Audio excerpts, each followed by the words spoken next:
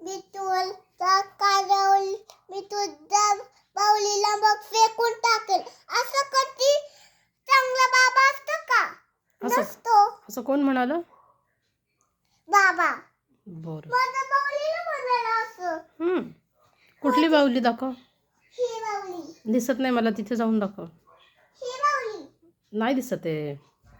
या बाहुलीला म्हणत होता माझा बाबा. काय म्हणत होता?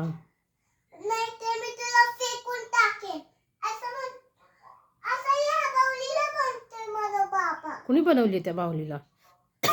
बर. तिचे व्हाईट हेअर लावले, एक ब्लू हेअर आणि बाकीचे व्हाईट हेअर.